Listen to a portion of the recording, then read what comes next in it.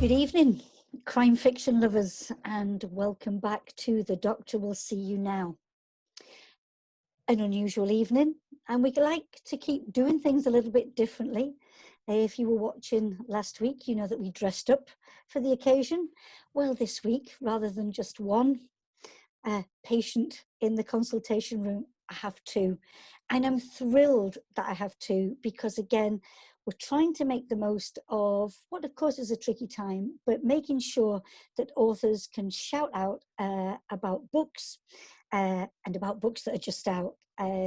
Because, again, getting around the country is slightly tricky at the moment, even though things are opening up. And I do hope that you're all staying safe, even though things are starting to ease a little bit.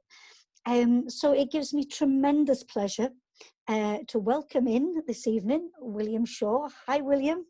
Hiya. Hi. You and I have met before, but it's lovely to meet you here. And then, of course, our second body in the room, Olivia Kiernan. Olivia, we've never met before, have we? No, we haven't. I don't know how you dodged me. I'm really sorry. I'm sorry that I've not actually had the pleasure of meeting you before. And to think that the first time we did it here, it was via Zoom and in the consultation room. So I'm really pleased that this is happening. And I must say a great thank you to your publishers as well, because you both have the same publisher. Yeah. Do you know? Yeah. So River Run. Thank you, River Run, for allowing me to examine two for the price of one tonight. I normally open the consultation by asking how come it is that you're a writer, and how come it is that you are a crime fiction writer, given that the written word is so rich and so beautiful, but it's almost like of all the genre in all the world, you had to walk into mine. And I am very glad that you did.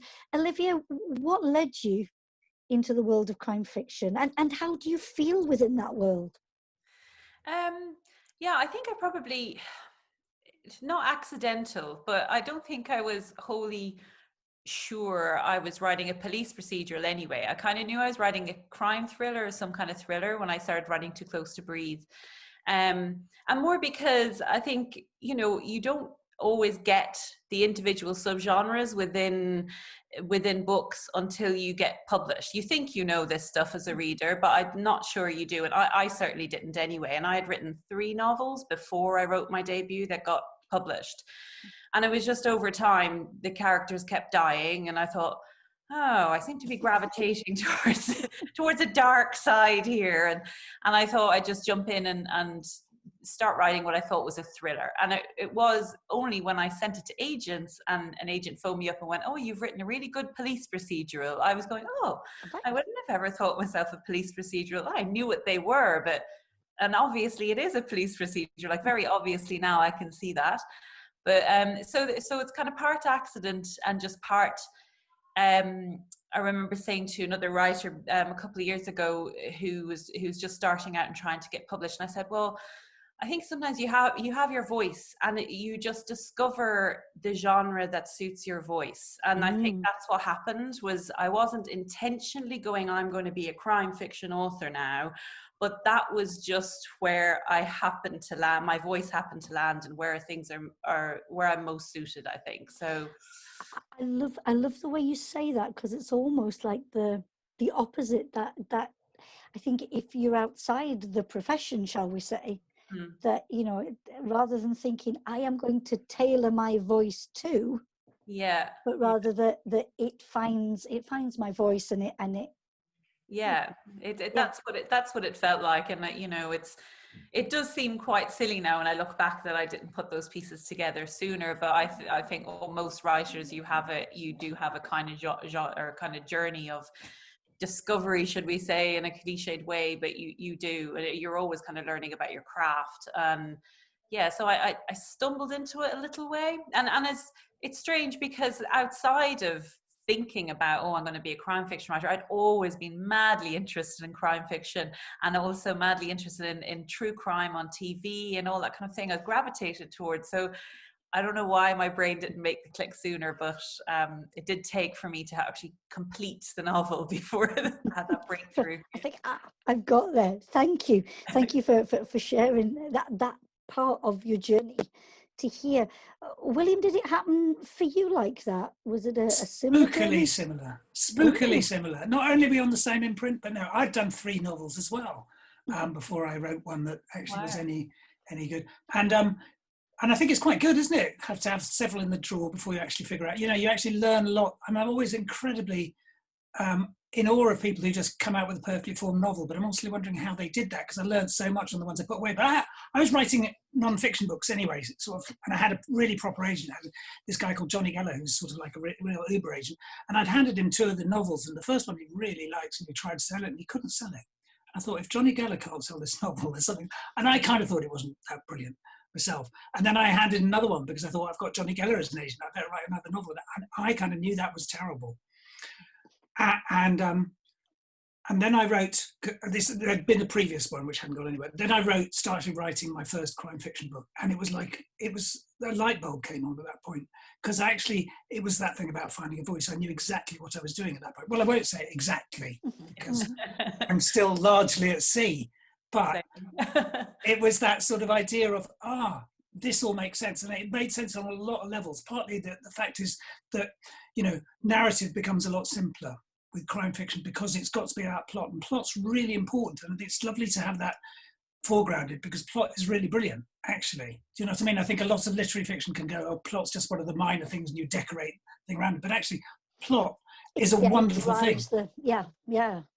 But also, I think contemporary crime fiction is doing something really, really, really exciting right now, and it's moved into the middle of the culture because it's doing something really exciting, and that's because it's writing about, it's got more and more realist in some ways, even though trappings of it haven't been realist, and it still plays with the form.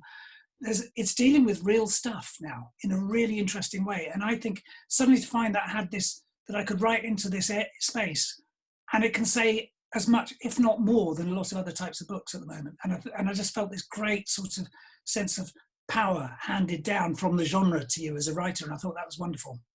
I really agree with you on what it is possible for this genre and all its little strands to be doing, to give us freedom to hold character, identity, crime, society under the microscope. You know, to write an amazing story, but in that allow people to consider things that are really, really quite difficult. You know, the catharsis, I think, that's there. And again, after we come out of this pandemic, it's been one of those debates, is it not, of, you know, will we all be bound that we will have to write a pandemic society in order to be able to write, you know, what's going on? I think, again, for me, it comes back to the notion of people should just be allowed to write how and what they wish, but to be able to deal with aspects, that is the key thing. And that, you know, and again, come back to the beauty of crime fiction now. So both of you, if I might, because we are here to celebrate publication. Whoa! So would you both do us the honors, please, of holding up those beautiful things you've created? Proud parents, yes. Yeah. Gravesend, William's book, Gravesend, and If Looks Could Kill, Olivia's book. Thank you for that. Yeah, so first of all, these books are not the first in the series, but they have that recurring protagonist. So before we come to the new book, I wonder, would you both mind, for those of us who haven't had the pleasure of getting to know your protagonist, if you would do that for us? So, Olivia, your protagonist is Dublin DCI Frankie Sheehan, yeah?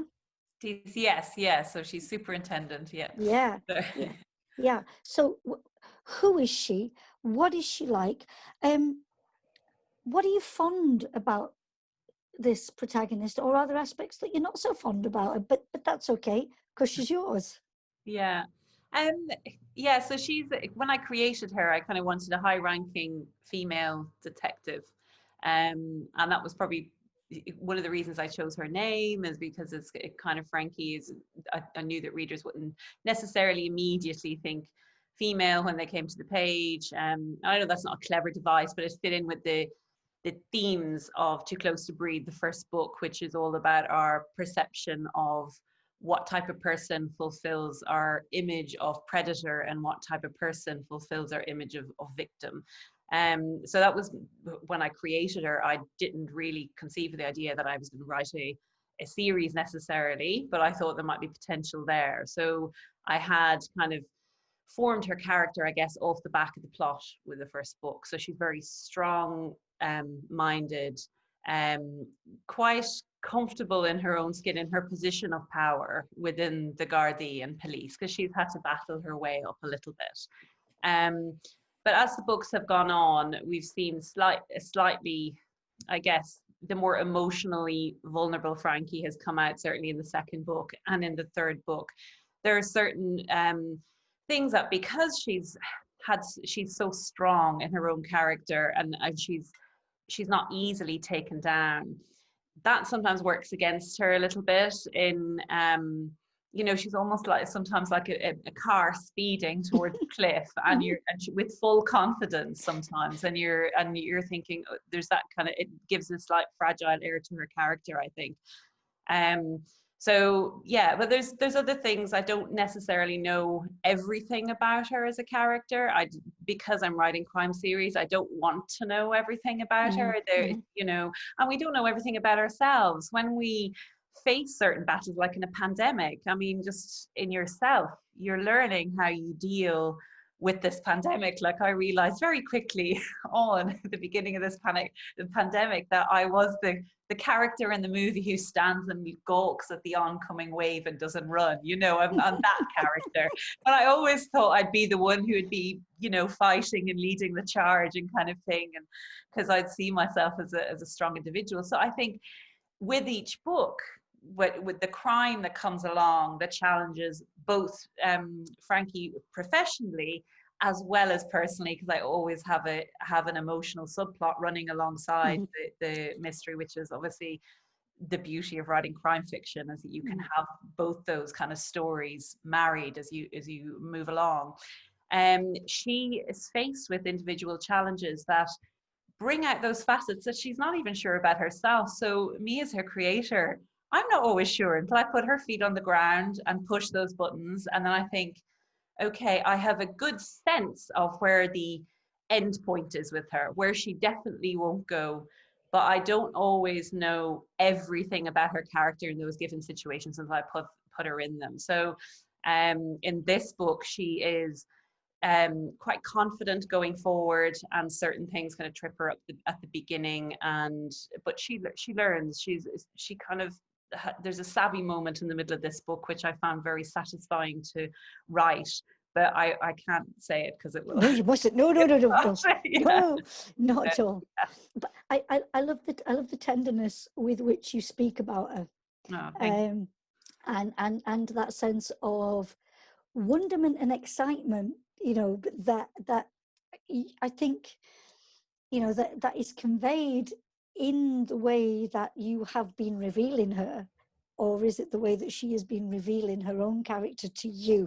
And there's a beautiful, I don't know, dynamic going on there. I'll come back and ask you some more about her if that's okay. William, with D.S. Alexandra Cupidi, again, third book, am I right in the? Yeah, third book in the series. And I wonder, from first book to now, what has she revealed to you, or how has she changed? And if someone was to say to you, okay, what is it, one thing about this detective's character that you are just thrilled about, what would it be? Talk to us about Alexandra. I've always liked the fact, I mean, it was the first woman protagonist I was trying to write. She'd been a secondary character in another book, and people reacted almost quite negatively to her as a character in another book, and I thought, that's interesting. And partly she's a little bit straight-backed. She does the right thing, come right or wrong, come good or bad. And she's also got that thing which a lot of characters have. She doesn't quite have enough filter. So she says stuff, which is always great. If you just have somebody who speaks a bit too before they process their thoughts. And so she was a lot of fun to put into that situation. It's been really interesting at being a bloke writing a woman character for all sorts of reasons, and about what women characters, I think as a bloke you have to think quite a lot about the fact that women characters, it was really interesting listening to Olivia talk about Frankie Sheehan. I mean, what women characters can get away with is very different from what male characters can get away with, whatever ideals we have. And therefore, actually, women characters are really interestingly dramatically, because not only can they, are they in the same position as a male thing? But there's certain things where it's slightly harder for them to do. Certain bits of behaviour, like sleeping with people, drinking, being more proactive, are actually, you can sometimes feel the reader going a bit like this. When I send my character into your characters have to go into a cellar when the reader says don't go into the cellar.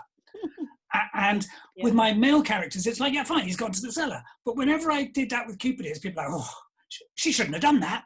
And that's a great thing to work with, isn't it? Do you know what I mean? I've had that so many times with Frankie. Yeah. And it's like, yes, great. So you've actually got, in a weird way, you find I find as a male writer, another dimension to play with, because you kind of think, oh, they're thinking she shouldn't go there. Great. But actually in the book I'm writing now, she has to learn not to be so straight back. So I'm really discovering that pleasure of making somebody who really likes obeying the rules have to break them. And she's changing in that way. And they do change, because, Olivia's bang on. I think the best characters are the people who you don't know entirely. As you don't know, I can't say I even know my wife entirely.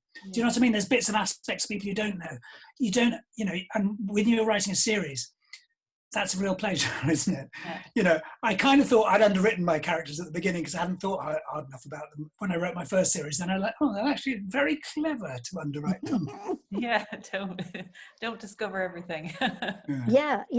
And again, I think as readers, we've been saying this quite a bit, that the investment that we want to make in what you write, the what might be seen as the tease or the discovery or the God, it really matters, because last time we saw them, this was happening, and either this was happening as the case or this was happening in their lives out with work, and we want to know what then came after.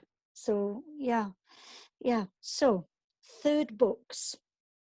And did you ever think it would get this far? And I think the question that I want to ask is, because it's always hard without giving too much away, but just to draw people in, can you give us a little brief synopsis? It's not an elevator pitch, by the way, because we're sold. Okay, you don't have to sell this. It's not an elevator pitch.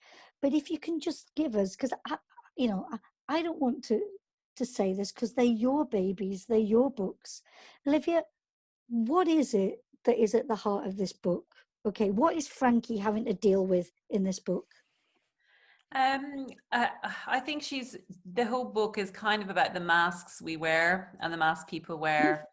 I know when I started writing it, that I think it's Rag and Bone Man, that song Human. I think in the second chorus it has look in the mirror, what do you see? Do you see it clearly, or what you believe? And that the whole title and everything, if looks could kill, a lot of the themes in it are about understanding perception, are that people have good and bad in them, and what faces people present in certain circumstances. And in this case, Frankie and her team they're normally like working around Dublin, and this time they're called out to the rural Wicklow Mountains. So it's an area of absolutely stunning beauty. And I created a fictional village there called Ballyallen. I know Bally is very, very common prefix, I guess, for fictional Gaelic town names. But Bally is kind of the anglicised version of Ballia, which we use at the beginning of, it means town or place of. And Allen is a derivative of Olin, which means beauty. So for this book, this is place of beauty, is the town. So she goes to this little town in the middle of nowhere, and she's called there because a mother of 2, Debbie Nugent, has gone missing. So she's been missing for a number of days. She lives with her 25-year-old daughter, Margot. And when they get to the house, they discover this really bloody scene in one of the rooms, as it's quite clear that something really bad has gone on there. And so they obviously turn their eyes to Margot, who it turns out has been living with this scene for a number of days. So the investigation starts with that. So it's all about perception, and Margot obviously being quite young and pretty, and there are some judgments thrown on her which may or may not be fair. But yeah, so we follow that investigation in the Wicklow Mountains. But that's what it's about. Those masks we wear, what we might put on as a protective mask, and what might be something that's a little bit more devious or deceptive.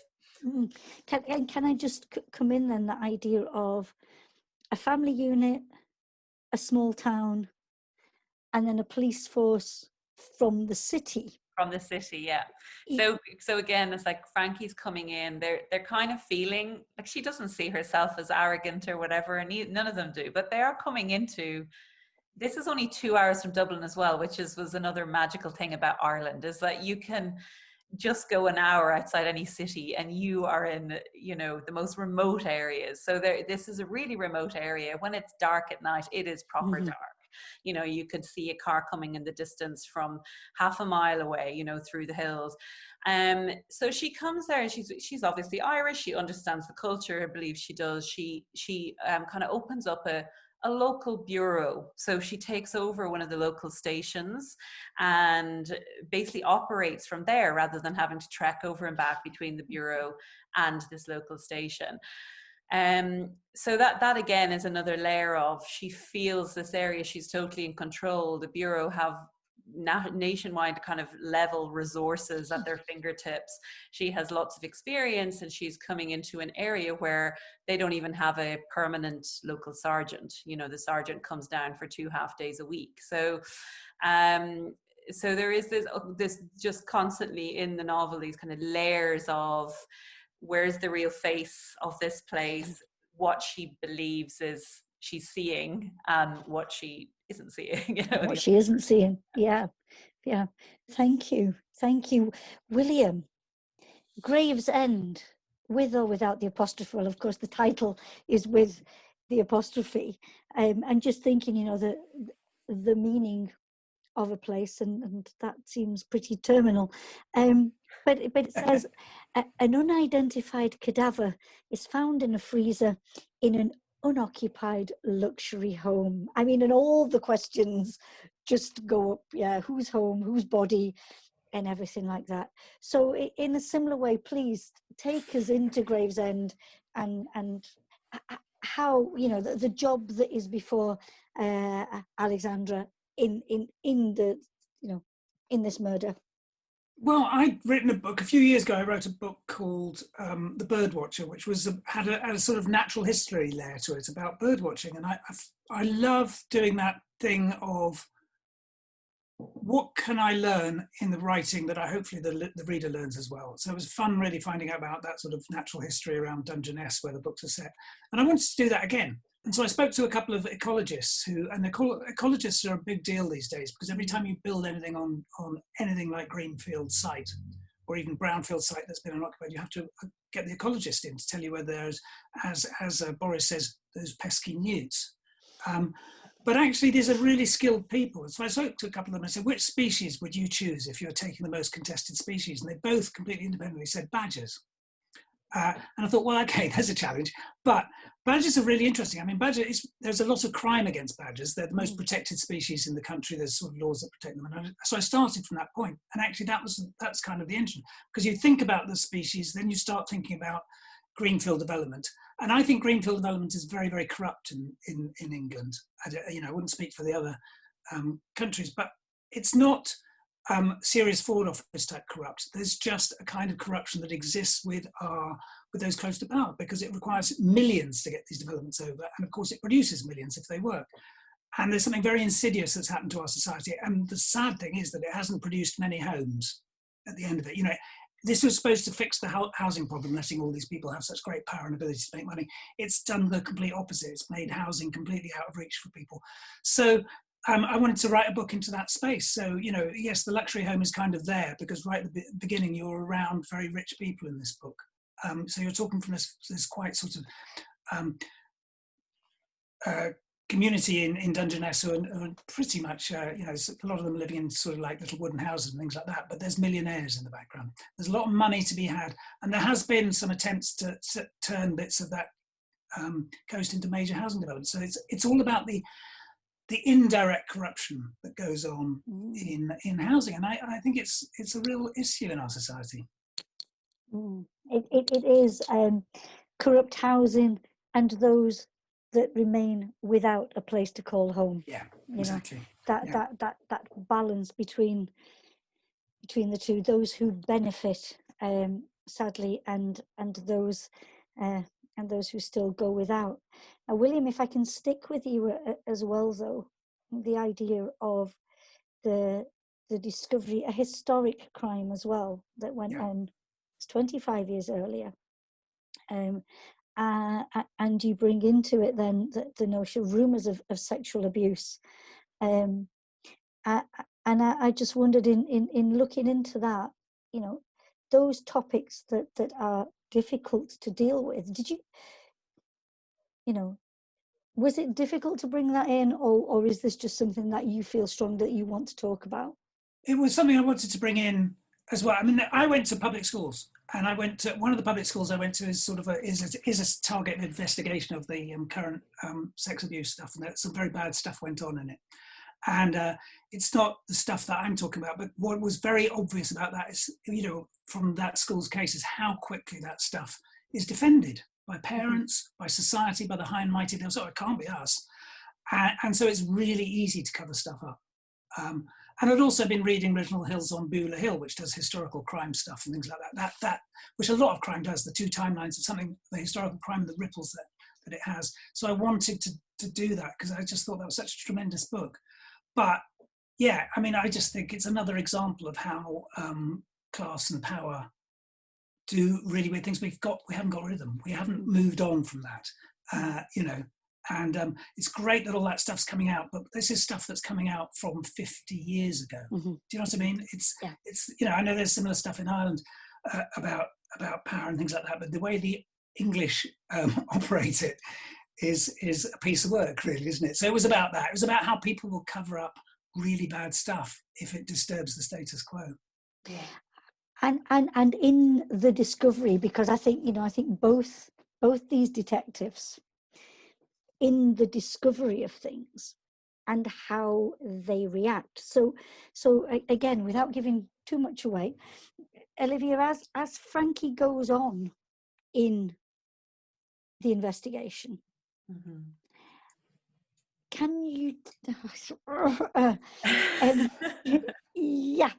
it's very hard, this book, not to spoil. Not to say, but I just wonder, because if I read a little bit from the blurb, it says, having become wary of the instincts that have led her face to face with a twisted killer. Yeah. And brought those she loves into direct jeopardy. So there's been that, and then the rural Wicklow Mountains. And I just wonder, can you say if at any point does your detective want to give up and run away? Oh gosh, no.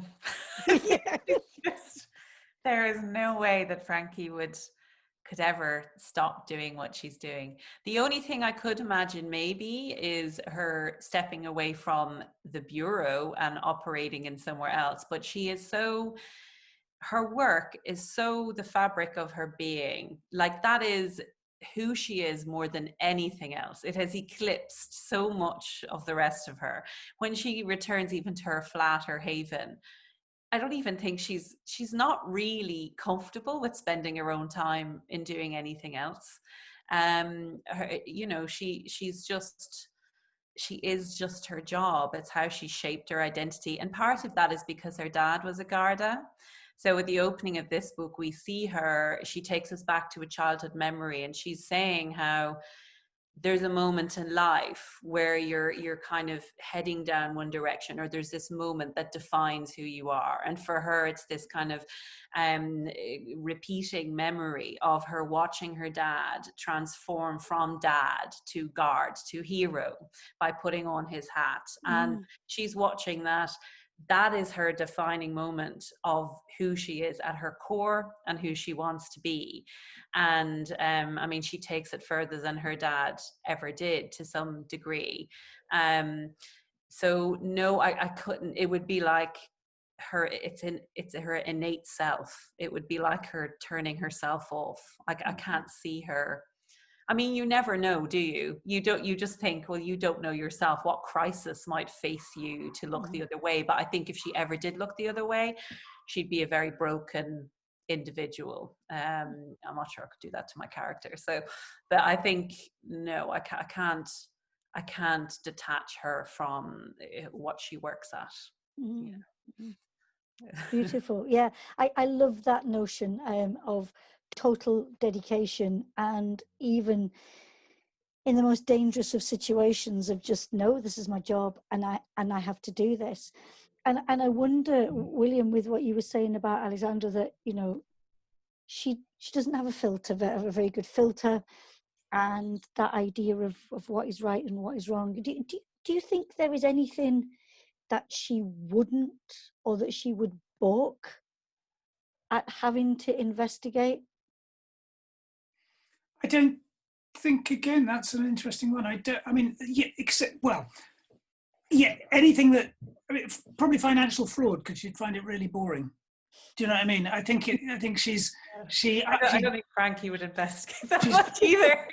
She's got that sort of brain that is a social brain, and I think she finds anything like that. She's got a very analytical brain, but ultimately she needs the victim in front of her, and I think that sort of, you know, and I think that works for everything. It's why financial fraud is quite hard to bring into crime, actually, isn't it? Because, you know, you don't see the victims in the same way. But I think she would have, in fact, I know, because I'm just writing a bit where she gets dragged into a financial fraud thing, and she's so bored of that. You know, she's really bored, and she knows it's bad stuff, and that people die at the end of it, but she can't bring herself to care about. So I've actually discovered that, you know, myself, just recently, in the same way that characters just do things that you don't know they're going to do, which sounds awfully pretentious. But one thing I wanted to ask Olivia was like, you know, did you know, because you create this great character and then another character crops up next to them, and you've got this character Baz.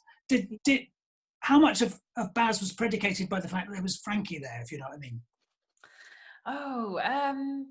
Probably a lot. You know, I kind of needed someone who was initially going to.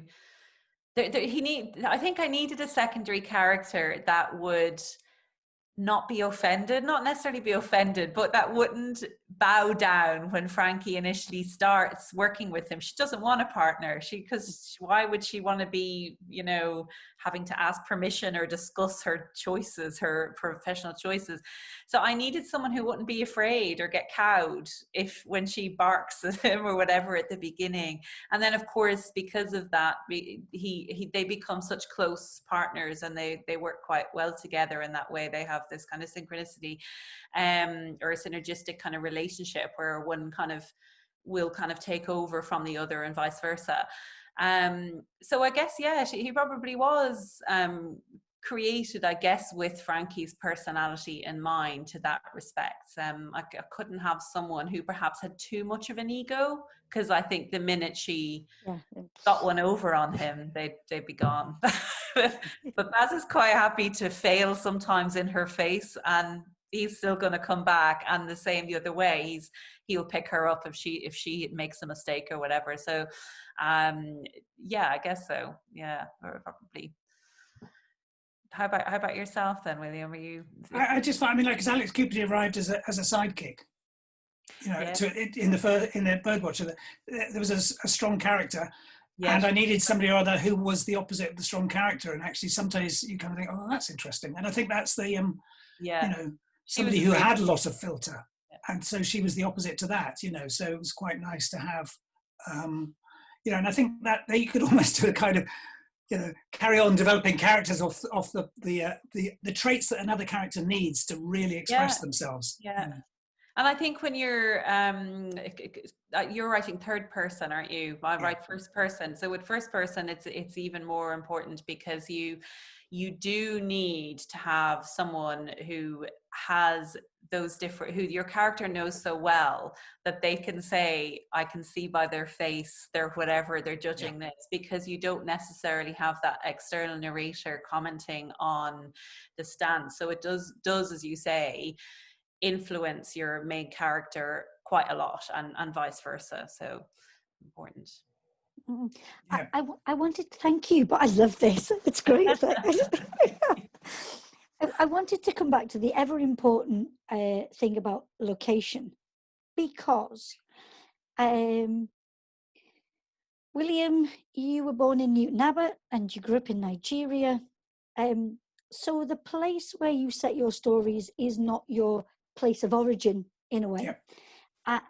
And the same in a way for you, Olivia, because if I get it right, you were born and raised in County Meath, yeah? Yes, yeah. Yeah. And my Irish geography tells me that Dublin is not in County. No, yeah. You can't ever, it's definitely not in football circles in Ireland. You can't ever put those two counties together. It's like, yeah. And you are based but you're based in England, are you not at the moment? Yeah, in Oxford, yeah. In Oxford, yeah. So again, it's almost like a writing of elsewhere. And I wondered if I can start with you, Olivia, that idea of why Dublin based? I mean, I know you've taken her out of Dublin for this crime, but why Dublin? Why not County Meath? Why?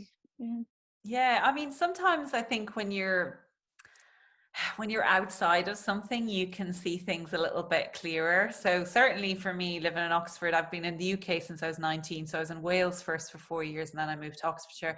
And that gave me such an appreciation for my own country and culture. So I think I could see things about my country that I hadn't realized, that I'd taken for granted, or the kind of uniqueness of the Irish language and how they use English and that. And so that was one of the reasons I wrote set in Ireland. I really wanted to set books in Ireland. After a time of writing 3 novels, not all of them were set in Ireland. And I really wanted to go back to that because I wanted to play with that language and that voice a little bit and immerse myself in it. But the reason Dublin over Meath is just because I'm so familiar with Meath. I love County Meath. Like, it's so stunning and it's beautiful. And I grew up very rural background, so in farmland and that. But Dublin has such a diverse social landscape.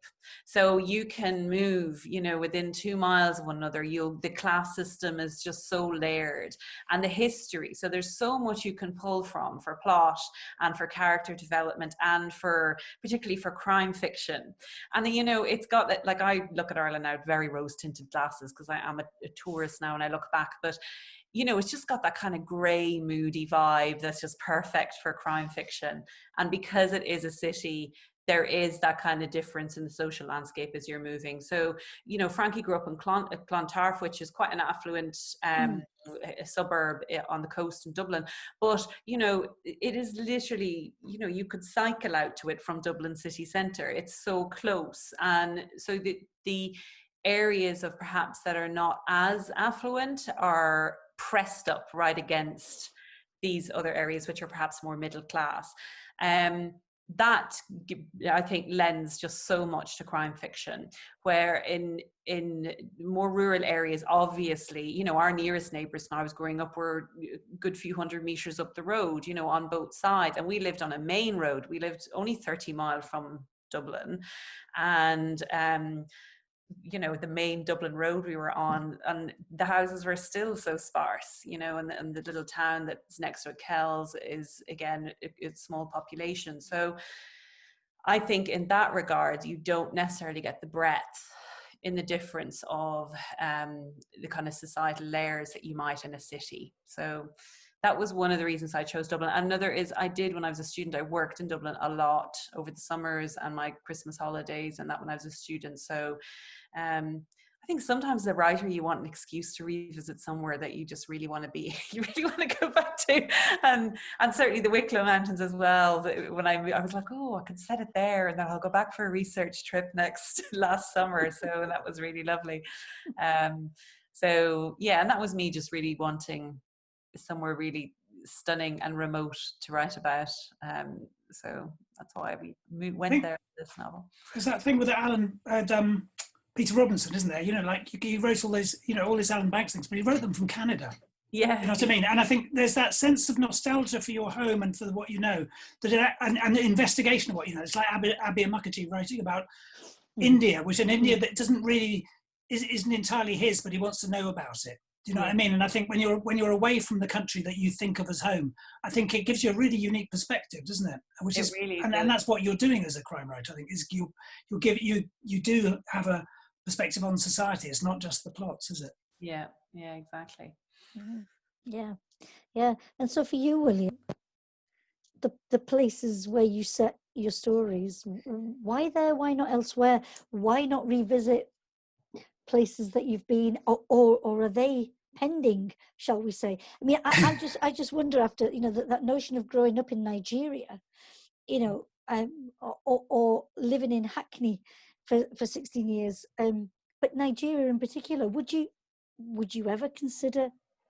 I would love to, but you know, I lived in Nigeria in the 60s and early 70s at a time when it was a very, very unique place. There was a little moment in time, that post-colonial time, when it was a particular type of country, and then it changed. So you'd be writing about such a niche thing that I think appeals to quite few people, to be honest. Yeah. And I think you are trying to write for lots of people. And I think it's actually problematic.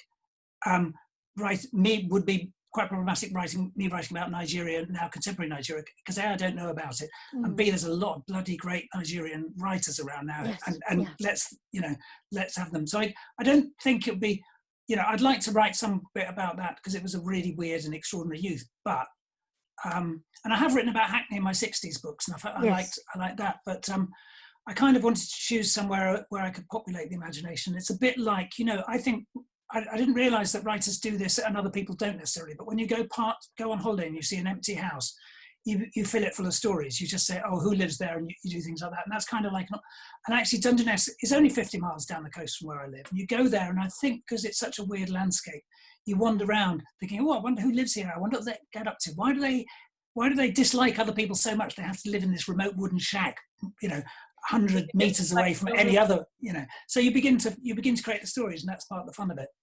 You're revealing your Irish background there now. So you're nosy looking in when you're going for a walk into people's houses. You're like, exactly. If they don't pull their curtains, you know, it's asking to be looked at. It's Or what I would like to add on to William, what you've just said, it's not who are they or who lives there, but also then, and if they were of criminal persuasion, what would they be up to, or what criminal goings on could I actually place in that location? What would fit? What would suit? You know, well, everybody else is just having a pleasant holiday. I think it's the disturbed psyche there. I am aware of time, and I wonder, could we just have a hold up again of the books, please? With pleasure. Oh, thanks. Oh, I haven't got one. Yeah. The 5 are in the post for you now. Yeah.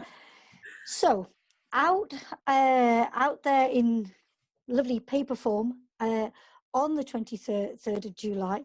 And what I like to ask authors about is, do you have a favourite bookstore alive? You know, because again, they're opening up now. Do you have a favourite bookstore in your area where people in that place, living near where you might live, can go out and get a copy? Olivia, do you have a favourite bookstore where you live? Yeah, so close to us, the little town of Abingdon, there's a absolutely brilliant independent bookstore called Mostly Books. So that's fabulous. And also Waterstones Oxford is pretty special as well. They run really great crime fiction events. When the pandemic is over, hopefully they'll be back. Yeah, they'll be back, totally. Thank you for shouting out about those bookshops, because again, you know, that link between being able to enjoy, you know, what people write, and the community that goes on. I think very much so in our contemporary bookstores. It's yeah. So thank you for that one, William. Do you have a one? My closest one as you could throw a stone at was City Books in Hove, which is a great little bookshop. And they, if you actually ever want any signed things from me, they call me up, say we've had somebody on the phone, can you send them a signed book and send it to? So they do that, and they're a lovely tiny little shop. That's absolutely one of those books you can barely get in the door for books. One of those shops, you know, it's lovely. Yeah. Brilliant, brilliant.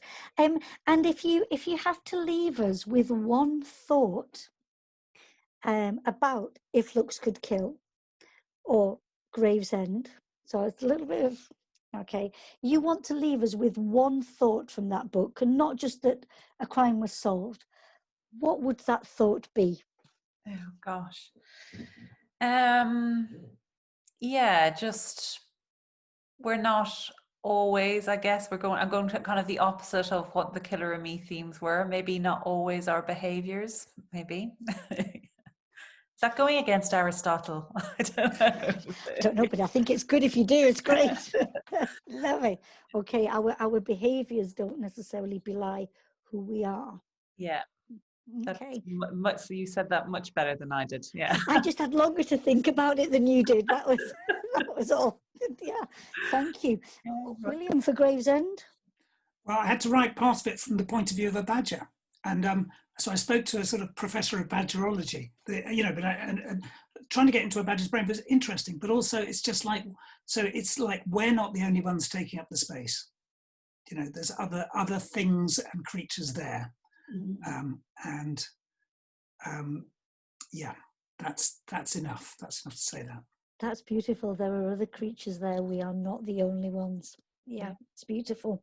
So I'm afraid that I'm going to have to draw our consultation to a close. I wish we could go on further, and I hope that we get a chance to do this kind of conversation in real life when you know, when these wheels start rolling again and we're allowed to be together. But I'm just so grateful the fact that we've been able to do this, at least in this form. And I'm sure that more people will actually see us doing it in this form than if we'd, you know, just been in some space somewhere in Newcastle or in the Northeast. I want to wish you both all the very best. So Olivia with If Looks Could Kill, and William with Gravesend. It has been a pleasure being with you both this evening. Yeah. Thank you for being here. Really great questions. Thank you. Thanks, Jackie. Thanks for the consultation. Not a bother. Can I just say, you know, I would recommend that you just keep doing this writing because, you know, the kind of things that you're doing, it's just good for mind, body and soul. So please keep going, yeah? We'll try. Excellent. Good night for now. All right. Bye. Bye.